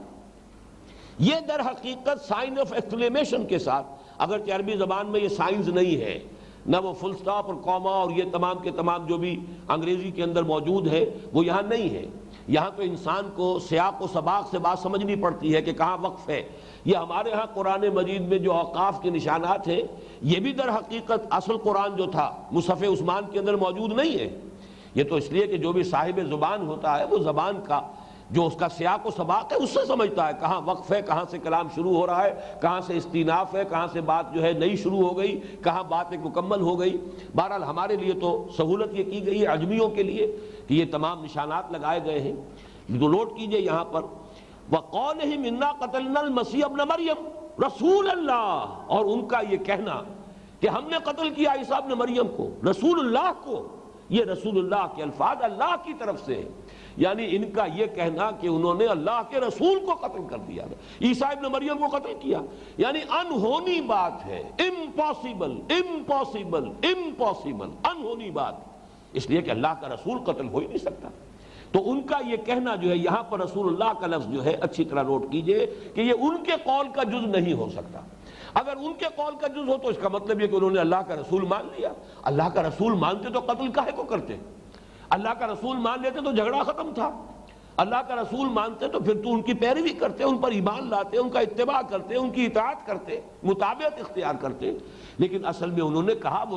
یہ تو جادوگر ہے، جیسا کہ میں نے پچھلے درس میں بتایا تھا کہ یہ جو کچھ دکھا رہا ہے، جو معجزے کہہ رہا ہے، یہ شعبدے ہیں، اور یہ جنوں اور بھوتوں کا سردار ہے بارز مول، یہ در حقیقت اس کی مدد سے یہ سارے شعبدے دکھا رہا ہے۔ تو ان کا کہنا تو یہ تھا، اور جیسا کہ اگلے رکوع میں ہم مطالعہ کریں گے سورہ بقرہ کے 12ویں رکوع میں کہ سحر جو ہے وہ کفر ہے، لیکن یہ کہ ان کو کہا گیا یہ ساحر ہے، انہوں نے جادو کے بل پر یہ سارے کے ساری چیزیں دکھائی ہیں، اور یہ جادو در حقیقت بھوتوں اور جنوں کے سردار بالغ مول جو ہے شیطانوں کے سردار اس کی مدد سے دکھا رہا ہے۔ تو ان کا قول تو یہ تھا۔ یہاں یہ لفظ جو رسول اللہ آیا ہے یہ در حقیقت میری آج کی اس پوری گفتگو کا خلاصہ ہے۔ اللہ کا رسول تو قتل ہو ہی نہیں سکتا، ان کا یہ کہنا کہ ہم نے عیسیٰ ابن مریم کو قتل کر دیا، گویا کہ وہ یہ دعویٰ کر رہے ہیں کہ انہوں نے اللہ کے رسول کو قتل کر دیا، حالانکہ اللہ کا تو طے شدہ معاملہ یہ ہے کتب اللہ لاغلبن انا ورسلی ولقد سبقت کلمتنا لعبادنا المرسلین انہم لہم المنصورون وان جندنا لہم الغالبون۔ اور یہ کہ حضرت نوح علیہ السلام نے جو فریاد کی تھی فدعا ربہ انی مغلوب فانتصر، ان تمام چیزوں کو ذہن میں رکھیے اس رسول اللہ کے کلمے کے ساتھ کہ کیسے ممکن ہے کہ وہ اللہ کے رسول کو قتل کر سکتے۔ اس سے وہ بات بالکل پختہ ہو کر ثابت ہو جاتی ہے کہ رسول قتل نہیں ہو سکتے۔ اس آیت کو مکمل کر لیجئے، وما قتلوہ وما صلبوہ ولکن شبہ لہم، ہرگز انہوں نے قتل نہیں کیا اسے۔ اب آپ غور کیجئے کہ آخر اس شد و مد کے ساتھ نفی کیوں ہو رہی ہے؟ حضرت یحییٰ کو قتل کر دیا، حضرت زکریا کو قتل کر دیا، قرآن مجید بار بار کہتا ہے انہوں نے نبیوں کو قتل کیا۔ تو اس حوالے سے قتل انبیاء تو کوئی ایسی بڑی بات نہیں ہے، کوئی انوکھی بات نہیں ہے، کوئی انہونی بات نہیں ہے، لیکن یہ سارا شد و مد در حقیقت اسی اعتبار سے ہے کہ حضرت مسیح نبی نہیں تھے، صرف رسول تھے۔ رسول قتل نہیں ہو سکتا۔ رسولاً الی بنی اسرائیل بمقابلہ حضرت یحییٰ، دونوں کنٹمپریریز ہیں، ہم عصر ہیں، دونوں کا ذکر سورہ مریم میں بھی ایک ساتھ آ رہا ہے، سورہ آل عمران میں بھی ایک ساتھ آ رہا ہے، لیکن حضرت یحییٰ کا تذکرہ ختم ہو جاتا ہے وہ نبی من الصالحین پر، اور حضرت عیسیٰ علیہ السلام کا تذکرہ آتا ہے رسولاً الی بنی اسرائیل تک۔ تو فرمایا وما قتلوہ وما صلبوہ ولکن شبہ لہم، نہ انہوں نے اسے قتل کیا نہ صلیب دی، بلکہ ان کے لیے ایک مشابہت پیدا کر دی گئی، ایک شبہ اور یوں سمجھیے صورت بنا دی گئی۔ شبہ لہم یہ تشبیہ سے ہوگا، باب تفعیل میں شباہت جسے ہم کہتے ہیں، شباہت دے دینا۔ اور یہ بات میں نے بار عرض کی ہے، آج چونکہ یہ آیت آ گئی ہے زیر گفتگو تو میں عرض کر دوں، مفسرین جو ہے اس معاملے میں ایک بڑے اشکال میں مبتلا رہے کہ ہوا کیا، یہ قرآن مجید سے معلوم نہیں ہوتا، کیسے شبہ میں ڈالا گیا، کس مرحلے پر انہیں بچایا گیا۔ آیا سولی چڑھے یا نہیں چڑھے؟ قرآن کہتا ہے وما صلبوہ، ان کو سولی دی نہیں گئی، تو یہ کیسے ہوا؟ کون سولی چڑھا؟ اس لیے کہ کہا تو ہے، تاریخ تو ثابت کر رہی ہے سولی چڑھا، اور سولی ہی پھر ان کے مذہب کی جو ہے سب سے بڑی علامت بن گئی۔ وہ تو گویا کہ ان کا شعار ہے سب سے بڑا صلیب، صلیبی ہی تو یہ کہلاتے ہیں، صلیبی ہی جنگیں انہوں نے جنگیں جو لڑی مسلمانوں کے خلاف وہ صلیبی جنگیں کہلاتی ہیں۔ تو اس اعتبار سے یہ ایک اشکال رہا ہے در حقیقت، کچھ یعنی ظن اور تخمین اور اندازے سے کچھ فل ان دی گیپ کرنے کی کوشش ہوتی رہی ہے، لیکن یہ اللہ کا شکر ہے، اور یہ بھی گویا کہ قرآن مجید کے اس وعدے کا ایک ظہور ہے، سنریہم آیاتنا فی الآفاق وفی انفسہم حتی یتبین لہم انہ الحق۔ قرآن مجید کی حقانیت کے لیے اللہ تعالیٰ شواہد اور اس کے لیے انسانوں کو آفاق و انفس کے اندر جیسے نشانیاں دکھاتا رہے گا، ایسے ہی تاریخی اعتبار سے اب ذوالقرنین کون تھا؟ اس صدی میں آ کر جو ہے استخر کی جب یہ ساری کھدائی ہوئی ہے اور ذوالقرنین کا مجسمہ تب نکل آیا جس کے اندر 2 سینگ لگے ہوئے ہیں، اس نے اپنے تاج میں 2 سینگ لگا لیے تھے، اس لیے کہ اس سے پہلے ایران جو ہے کبھی ایک ملک نہیں تھا، پارس اور میڈیا، مادہ یا میڈیا، یہ 2 ملک تھے علیحدہ علیحدہ۔ یہ ایک عظیم شخصیت ایسی ابھری، دونوں ملکوں کو جوڑ دیا، ایک عظیم ملک سلطنت ایران، اور اس کی علامت کے طور پر اپنے تاج میں 2 سینگ لگائے، ذوالقرنین 2 سینگوں والا، اور وہی ہے شخص جس نے کہ پھر حملہ کیا تھا بیبیلونیا پر، اور بیبیلونیا میں اس وقت یہودی جو ہے کیپٹیوٹی میں تھے، حالت اسیری میں تھے، تو حملہ کیا ہے اور بیبیلونینز کو اس نے شکست دی ہے، اور جو دشمن کا دشمن ہوتا ہے وہ دوست ہوتا ہے، تو چونکہ یہودیوں کے ساتھ دشمنی تھی ان بیبیلونینز کی، لہذا یہودیوں کی سرپرستی کی ہے عبدالقرنین نے، اور کہا جاؤ تم اپنے ملک اور یروشلم جا کر دوبارہ آزاد کرو، تب جا کر کہیں ان کا دوبارہ واپسی ہوئی ہے فلسطین میں، لہذا یہودی اسے اپنا بہت بڑا محسن مانتے ہیں۔ یہی وجہ کہ یہودیوں کے سکھانے پر اہل مکہ نے سوال کیا تھا حضور سے ذوالقرنین کون تھا، جس کا کہ پھر سورہ کہف کے اندر تفصیل کے ساتھ ذکر آیا ہے۔ اب یہ ظاہر بات ہے کہ یہ حقائق ہیں جو منکشف ہو رہے ہیں، اور اس کی تمام جو مہمات تھی اب قرآن مجید کے بیان کے مطابق، حالانکہ اس سے پہلے تاریخ جو ہے ان کے تذکرے میں اس طریقے کی باتیں موجود نہیں تھی، اب خدائیاں ہو کر اور وہ حقائق جو ہے وہ منظر عام پر آ رہے ہیں۔ اسی طرح کا معاملہ یہ ہے کہ انجیل برنباس نے بات کھول دی ہے کہ حضرت مسیح علیہ السلام کو تو عین اس وقت، کیونکہ یہ مسئلہ آ گیا گفتگو میں تو میں عرض کر دیتا ہوں، تفسیر اس کی یہ ہے کہ جب حضرت مسیح علیہ السلام کے خلاف یہودیوں کی عدالت نے قتل کا فتویٰ صادر کر دیا، واجب القتل ہے، حضرت مسیح روپوش ہو گئے، چنانچہ وہ کبھی کہیں وہ گھومتے بھی رہتے تھے روپوشی کی حالت میں۔ ایک وقت میں وہ ایک باغ میں روپوش تھے، اور باغ میں جیسا کہ ہوا کرتا ہے کوئی کوٹھڑی تھی جس میں کوئی آلات رکھے ہوئے ہیں، کوئی کھرپیاں ہیں، کوئی اور ہے، کوئی اس طرح کی چیزیں عام طور پر جیسے رکھے ہوتے ہیں باغات کے اندر آلات، تو اس طرح کی کوٹھڑی کے اندر وہ وہاں تھے۔ وہاں انہوں نے شام کو جو لاسٹ سپر ہے اپنے تمام 12 حواریین کے ساتھ کھانا کھایا آخری، اور پھر یہ انہوں نے کہا کہ اب یہ رات بڑی اہم ہے، سب کے سب لوگ عبادت کرو، میں بھی عبادت کروں گا۔ خود اس کوٹھڑی کے اندر چلے گئے کہ میں یکسو ہو کر، جیسے کہ حالت اعتکاف ہوتا ہے، مجھے وہاں عبادت کرنی ہے، تم یہاں باہر باغ کے اندر جو ہے کھلے میدان میں عبادت کرو۔ ہوا یہ کہ وہ جو حواریین تھے وہ سو گئے، ان میں سے ایک تھا جو بے ایمان ہو چکا تھا، یہودا اسکریوتی، یوڈاس اسکریوٹ، اس نے یہ دل میں ارادہ کر لیا تھا، اس لیے کہ 30 اشرفیوں کا اعلان ہو چکا تھا، 30 پیسز آف گولڈ، کہ جو شخص بھی عیسیٰ کو گرفتار کرائے گا 30 اشرفیاں انعام ملے گا۔ لہذا اس کا دل بے ایمان تھا، اس نے دیکھا باقی سب سو گئے، وہاں سے کھسک کر گیا ہے، اور جا کر اس نے رات کو کہا ہے کہ میں اس وقت گرفتار کرا سکتا ہوں، آدمی دیجئے ساتھ تاکہ میں گرفتار کرا لوں۔ وہاں سے وہ جو بھی پیادے کہیے یا سپاہی کہیے ان کو لے کر آیا ہے، اور دروازے کے باہر کھڑا کر کے باغ اس نے کہا کہ میں پہلے اندر جاتا ہوں، جس سے میں مخاطب ہوں اور یہ کہوں کہ اے ہمارے آقا، اے ہمارے استاد، اس کو پکڑ لینا، وہ مسیح ہے۔ اس لیے کہ معلوم ہوتا ہے کہ یہ جو سپاہی تھے یا پیادے تھے یہ رومن تھے، اس لیے کہ حکومت رومیوں کی تھی، آٹونومی جو ہے مذہبی آزادی رومیوں نے یہودیوں کو دے رکھی تھی۔ عدالت سے جو قتل کا فتویٰ صادر ہوا ہے وہ یہودیوں کی عدالت تھی، ان کے علماء اور رہبان اور ان کے مفتی اور قاضیوں کی، لیکن بالفعل جو ہے پھانسی دینا یا صلیب چڑھانا، ایگزیکیوشن جو ہے وہ ان کے اختیار میں نہیں تھی۔ وہ رومی جو ان کا وہاں کا جو گورنر تھا پائلس پونٹس، اس کے حوالے سے ہونی تھی، تو رومی سپاہی غالباً تھے جو پہچانتے نہیں تھے کہ مسیح کون ہے۔ اس نے کہا جس سے میں کہوں اے میرے استاد اس کو پکڑ لینا، وہی مسیح ہے۔ اب یہ اندر داخل ہوا، اور جیسے ہی حضرت مسیح علیہ السلام کی اس کوٹڑی میں داخل ہوا، عین اس وقت اللہ نے اس کی شکل بدل دی، حضرت مسیح کی شکل بنا دی، اور اسی وقت چھت پھٹی ہے، 4 فرشتے اترے ہیں حضرت مسیح کو لے کر آسمان پر، وہ ان کا جو ہے رفع سماوی ہو گیا۔ یہ گھبرا کر باہر نکلا، اب شکل اس کی بدل چکی، اسے تو معلوم نہیں کہ میری شکل بدل گئی، لیکن جو گھبرا کر باہر نکلا تو وہ 11 جو تھے، عین اس وقت وہ حواری بھی جاگ اٹھے، اور ادھر سے وہ سپاہی اندر داخل ہو گئے۔ ان حواریوں میں سے ایک نے کہا ہے ہمارے استاد کیا معاملہ ہے؟ انہوں نے پکڑ لیا اسی کو، وہی بدماش جس نے کہ یہ غداری کی تھی وہ پکڑا گیا ہے، اور وہی پھر سولی چڑھا۔ کیفر کردار کو اللہ تعالیٰ کا انصاف جو ہے اس اعتبار سے صحیح چاہیے کہ وہ جن لوگوں نے وہ کیا ہے وہ کچھ اور سمجھ رہے تھے، لیکن اللہ تعالیٰ کی عدالت سے صحیح فیصلہ صادر ہوا، اور جس نے یہ غداری کی تھی، مخبری کی تھی، وہ سولی چڑھا۔ یہ ہے جس کو قرآن کہہ رہا ہے وَلَٰكِن شُبِّهَ لَهُمْ، لیکن یہ کہ ان کے لیے معاملہ جو ہے ایک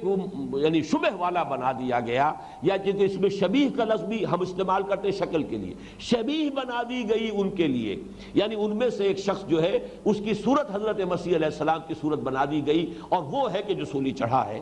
وَإِنَّ الَّذِينَ اخْتَلَفُوا فِيهِ لَفِي شَكٍّ مِّنْهُ مَا لَهُم بِهِ مِنْ عِلْمٍ إِلَّا اتِّبَاعَ الظَّنِّ وَمَا قَتَلُوهُ يَقِينًا، اور نہیں قتل کیا انہوں نے اس کو ہرگز،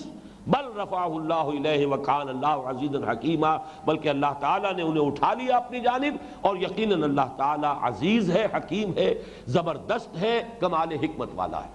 اب یہ میرے نزدیک آخری اور قطعی بات ہے کہ اس بات کو اگر آپ اس پورے نقشے کے اندر فٹ کریں گے، رسول قتل نہیں ہو سکتا۔ یہ پورا فلسفہ قرآن مجید کا جو ہے وہ ثابت کر رہا ہے، نبی قتل ہو سکتے ہیں۔ دلیل عقلی میں آپ کے سامنے پہلے پیش کر چکا ہوں کہ اصل میں رسول جب اپوائنٹمنٹ لیٹر لے کر آیا ہے وہ گویا کہ سفیر کی حیثیت رکھتا ہے اللہ کی، جبکہ نبی ایک عام ولی اللہ کے مانند ہے، ایک نیک انسان ہے، خدا رسیدہ انسان ہے، موحد انسان ہے، نیکی کی دعوت بھی دے رہا ہے، تلقین بھی کر رہا ہے، تبلیغ بھی کر رہا ہے جیسے اولیاء اللہ کرتے ہیں۔ ہاں ان پر وحی بھی آتی ہے، یہ آتی تھی کہیے، بلکہ اب تو وہ سلسلہ ختم ہوا محمد الرسول اللہ صلی اللہ علیہ وسلم پر ختم نبوت کے بعد۔ اب جو بات میں عرض کر رہا تھا ان آیات کے حوالے سے اسے نوٹ کیجئے کہ جن 2 آیات سے یہ اشتباہ پیدا ہوتا ہے اس میں بھی لفظی طور پر ذرا سا اگر اس میں تدبر کیا جائے، یہاں وہ قطعی قتل والا معاملہ نہیں آ رہا، اس لیے کہ ایسا نہیں ہے کہ کانو جو ہے پہلے کانو کے ساتھ فعل ماضی لایا گیا ہو اور پھر یقتلون پر اس کانو ہوئی کا عمل ہم سمجھے کہ جاری ہے، بلکہ اس آیت کو پھر پڑھیے فَفَرِيقًا كَذَّبْتُمْ، فَفَرِيقًا كُنْتُمْ تَكْذِبُونَ نہیں ہے، وَفَرِيقًا تَقْتُلُونَ۔ اگر یہ ہوتا فَفَرِيقًا كُنْتُمْ تَكْذِبُونَ وَفَرِيقًا تَقْتُلُونَ، اب یہاں بات ہو جاتی کہ ماضی ہے حتمی طور پر اور قتل کا فعل بالفعل وہ جو ہے واقع ہوا ہے، ایک گروہ کو تو تم نے تکذیب کی، جھٹلایا، اور ایک گروہ کو تم نے قتل کر دیا۔ یہاں دیکھیے فرق کیا کیا گیا، فَفَرِيقًا كَذَّبْتُمْ، یہ ماضی کا صیغہ ماضی ہی کی شکل میں آیا ہے، وَفَرِيقًا تَقْتُلُونَ، ایک گروہ کو کی تو تم نے تکذیب کی اور ایک گروہ کی تم کو قتل کرنے کی، اگر یہاں پر ہم یہ ترجمہ یا ترجمانی کریں کہ قتل کرنے کی کوشش کرتے رہے، اس لیے کہ فعل مضارع جو ہے وہ اپنی جگہ پر حتمیت اور قطعیت کا حامل نہیں ہے، اور اس کے اندر اس بات کا امکان ہے کہ ایک کام کی کوشش کی جا رہی ہو اور وہ کام جو ہے اپنے آخری درجے کو نہ پہنچے۔ اور اس کے اندر یقیناً حکمت ہے کہ اس آیت کا مثنیٰ جو قرآن مجید میں دوسری جگہ پر آیا، لقد اخذنا میثاق، میں نوٹ کرا چکا ہوں آیت نمبر 70 سورہ مائدہ کی، لقد اخذنا میثاق بنی اسرائیل وارسلنا الیہم رسلا کلما جاءہم رسول بما لا تہوی انفسہم فریقا کذبوا۔ اب یہاں پھر دیکھیے کانو یکذبون نہیں ہے، اگر فریقا کانو یکذبون و فریقا یقتلون تو یہاں پر یقتلون پر بھی کانو کا عمل سمجھا جاتا اور پھر وہ فعل ماضی بن جاتا، یہاں پر یہ ہے فریقا کذبوا، تو ایک گروہ کی انہوں نے تکذیب کی، وہ فریقا یقتلون، اور ایک گروہ کو وہ قتل کرتے رہے یا قتل کرنے کی کوشش کرتے رہے۔ اور اس کے اوپر پھر یہ کہ اضافی طور پر یہ بات نوٹ کر لیجئے جو میں شروع میں عرض کر چکا ہوں کہ جہاں بھی یہ اکیلا آئے گا لفظ نبی یا رسول کا، یہ ایک دوسرے کے مترادف کے طور پر استعمال ہو جائے گا۔ اگر لغوی اعتبار سے، نحوی اعتبار سے یہ دلیل کسی کے لیے قابل تسلیم نہ ہو تو پھر دوسری بات یہ ہے کہ یہاں چونکہ تقابل نہیں ہے نبی اور رسول کا، بلکہ صرف رسول کا لفظ استعمال ہو رہا ہے، تو یہاں پر لفظ رسول جو ہے نبی کے معنی میں مستعمل ہے، اس لیے کہ وہ اصول کہ یہ ان دو جوڑوں میں سے ہے کہ اگر وہ ایک مقام پر آئیں سائملٹینیس کنٹراسٹ کے معنی میں تو ان کا مفہوم جدا ہوگا، اذا اجتمعا تفرقا، لیکن یہ کہ اگر اکیلے اکیلے علیحدہ علیحدہ آ رہے ہوں تو وہ ایک دوسرے کے مترادف شمار ہو سکتے ہیں۔ وَإِذَا تَفَرَّقَ اجْتَمَعَا، تو مومن مسلم، مسلم مومن، نبی رسول، رسول نبی، یہ ایک دوسرے کی جگہ استعمال ہو جائے گا، گویا کہ ان آیات میں یہاں رسول سے مراد نبی ہے۔ ھذا ما عندی والعلم عند اللہ، لیکن چونکہ مجھے بہرحال اس موضوع پر پورا انشراح صدر حاصل ہے، بلکہ حضرت مسیح علیہ السلام کے رفع سماوی اور ان کے دوبارہ دنیا میں آنے پر مجھے یقین کامل حاصل ہے، اور یہ یقین کامل صرف احادیث کی بنیاد پر نہیں ہے، بلکہ میں یہ سمجھتا ہوں کہ قرآن مجید کے فلسفے اور حکمت کے ساتھ اس کی کامل مطابقت ہے، اور وہ پورا نقشہ جو ہے وہ بالکل فٹ بیٹھتا ہے۔ انجیل برنباس نے بھی اس کی تفصیل دے دی ہے، اور باقی یہ کہ قرآن مجید کے اندر بھی جو بیان ہے جس طریقے سے اگر آپ اس کے احادیث کے ساتھ اس کا جوڑ ملائیں گے تو اس کی چولیں ایک دوسرے کے ساتھ بالکل فٹ بیٹھتی ہیں۔ مجھے اس پر کوئی قطعاً اشتباہ نہیں ہے، اللہ کا شکر ہے، بلکہ میں آپ کو یاد دلانا کیا تذکرہ کرنا چاہتا ہوں کہ ہمارے پروفیسر یوسف سلیم چشتی صاحب اللہ تعالیٰ مغفرت فرمائے، ان پر چونکہ ایک زمانے میں لاہوریت کا اثر رہا تھا، یعنی قادیانیوں کی ایک شاخ جو لاہوری قادیانیت ہے، ایک زمانے میں وہ ان کے قائل رہے کہ یہ لوگ بڑے دین کے خادم ہیں۔ مولوی محمد علی لاہوری کا ترجمہ جو ہے انگریزی کا وہ انہیں بہت پسند تھا، اور اس کے بارے میں تو شاید آپ کے علم میں ہو کہ مولانا عبد الماجد دریابادی تک نے یہ کہا ہے رحمہ اللہ، انہوں نے یہ کہا کہ میں نے جب نوجوانی میں فلسفہ پڑھا تھا تو میں بالکل ملحد ہو گیا تھا، دین سے کیا، میں نفس مذہب سے، اسلامی نہیں مذہب سے، خدا سے، ان سب تمام چیزوں سے میں باغی ہو گیا تھا، تو مجھے دوبارہ مذہب کی طرف، نفس مذہب کی طرف لانے والی چیز گیتا ہے۔ گیتا کا مطالعہ کیا میں نے، اور میں اتنا متاثر ہوا کہ میں پھر وہ روحانیت اور یہ جو مذہب کے معاملات ہیں ان کا قائل ہوا، اور مذہب سے آ کے اسلام کی طرف لانے والا ترجمہ جو ہے وہ مولوی محمد علی لاہوری کا تھا۔ تو بہرحال ان لوگوں کے ذریعے سے بھی جو بھی کسی زمانے میں کام ہوا، اور چونکہ یہ لاہوری اس بات کے قائل نہیں ہے کہ غلام احمد قادیانی جو ہے وہ نبی تھا، اس اعتبار سے وہ اپنے آپ کو مسلمانوں کے ساتھ شامل سمجھتے ہیں، اگرچہ میرے نزدیک وہ شامل نہیں ہے، اس لیے کہ ثابت ہے کہ غلام احمد قادیانی نے نبوت کا دعویٰ کیا ہے، جب اس نے دعویٰ کیا ہے تو وہ خود کافر ہے۔ اب کافر کو آپ مجدد بھی مانیں گے تب بھی معاملہ جو ہے وہ اسی درجے کے اندر قابل اعتراض ہوگا۔ یہ میری اپنی رائے ہے، مغالطہ نہ ہو جائے، لیکن میں عرض کر رہا ہوں کہ ہمارے ہاں ایسے لوگ رہے ہیں، مولانا عبد الماجد دریابادی بھی اس معاملے میں توقف کیا کرتے تھے۔ تو چشتی صاحب کا معاملہ یہ تھا کہ رفع مسیح اور نزول مسیح اس کے وہ بھی قائل نہیں تھے۔ جس زمانے میں میرا یہ سلسلہ وار درس جو ہے ابھی پہلا اس کا دور شروع ہوا تھا تو مسجد شہداء میں میرا درس ہو رہا تھا، جبکہ ہم اس مقام پر پہنچے ہیں، میں نے انہیں خاص طور پر بلایا تھا۔ ان کی ضعیفی کی عمر تھی، انتظام کیا، گدا بچھایا، گاؤ تکیہ لگایا، ظاہر بات ہے کہ 80 برس کی عمر کے آس پاس اس وقت ان کا معاملہ تھا۔ انہوں نے 2 گھنٹے میرا درس سنا ہے، اور اس کے بعد اللہ کا شکر ہے، اللہ کا یہ فضل ہے، انہوں نے کہا کہ بھائی آج تم نے 50 برس سے جو ایک خیال میرے دل میں قائم تھا تم نے مجھے اس سے نجات دی، اب میں ان تمام باتوں کا قائل ہوں، اور تمہارے اس درس قرآن کی وجہ سے اللہ تعالیٰ نے مجھے ہدایت دی ہے۔ تو مجھے یہ انشراح جو ہے اللہ کے فضل و کرم سے قرآن کی بنیاد پر بھی ہے، اور اس میں اس مسئلے کی بڑی اہمیت ہے کہ نبی قتل نہیں ہو سکتے ہیں، رسول قتل نہیں ہو سکتے۔ حضرت مسیح علیہ السلام اللہ کے رسول تھے، یہ نص قرآنی ہے، اور رسولوں کے بارے میں محکم آیات وہ ہوں گی جو میں پہلے سنا چکا ہوں۔ وَلَقَدْ سَبَقَتْ كَلِمَتُنَا لِعِبَادِنَا الْمُرْسَلِينَ إِنَّهُمْ لَهُمُ الْمُنصُرُونَ وَإِنَّ جُنْدَنَا لَهُمُ الْغَالِبُونَ اور كَتَبَ اللَّهُ لَأَغْلِبَنَّ أَنَا وَرُسُلِي، یہ وہ محکمات ہیں کہ اگر کہیں کسی اور جگہ پر ہمیں محسوس ہو کہ کوئی بات جو ہے ذرا بظاہر اس سے متضاد نظر آ رہی ہے تو اس بات کی تعویل کی جائے گی، اس کو محکم اور اصل کی حیثیت سے قبول کیا جائے گا۔ میں دوبارہ عرض کر رہا ہوں، ھذا ما عندی والعلم عند اللہ، اقول قولی ھذا واستغفر اللہ لی ولکم ولسائر المسلمین والمسلمات۔